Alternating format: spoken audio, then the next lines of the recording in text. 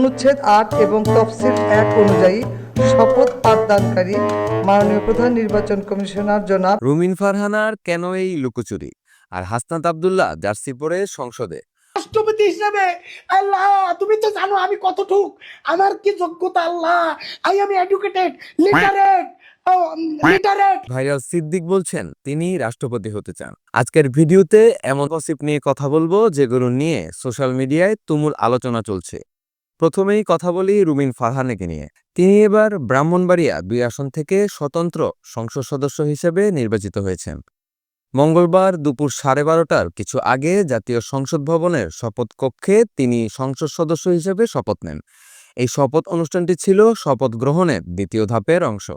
কিন্তু ঘটনা হলো, সংসদ সদস্য হিসেবে শপথ নেওয়ার পর যখন সংবিধান সংস্কার পরিষদের সদস্য হিসেবে শপথ নেওয়ার পালা আসে, তখন তিনি শপথ কক্ষ থেকে বেরিয়ে যান। এ নিয়ে প্রশ্ন উঠেছে, তিনি কি ইচ্ছাকৃতভাবে এড়িয়ে গেলেন নাকি অন্য কোনো কারণ ছিল। এদিকে বেলা 1টা 20 মিনিটের পর জাতীয় সংসদ ভবনের শপথ কক্ষে সংসদ সদস্য হিসেবে শপথ নেন জাতীয় নাগরিক পার্টি এনসিপি দক্ষিণাঞ্চলের মুখ্য সংগঠক হাসনাত আব্দুল্লাহ সহ দলটির 6 জন নির্বাচিত প্রার্থী।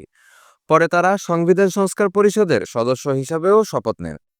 সবচেয়ে আলোচিত বিষয় হলো, হাসনাত আব্দুল্লাহ শপথ নিতে এসেছিলেন একটি বটল গ্রিন রঙের জার্সি পরে। জার্সিটির সামনে ঢাকা বিশ্ববিদ্যালয়ের লোগো রয়েছে, ইংরেজিতে লেখা আছে তার বিভাগের নাম ইংলিশ।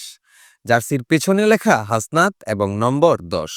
মজার ব্যাপার হলো, এর আগে জাতীয় নাগরিক কমিটি ও বৈষম্য বিরোধী ছাত্র আন্দোলনের উদ্যোগে নতুন রাজনৈতিক দল জাতীয় নাগরিক পার্টির আত্মপ্রকাশের দিনও তাকে একই জার্সি পরে দেখা গিয়েছিল। দিকে আলোচনায় ভাইরাল সিদ্দিক।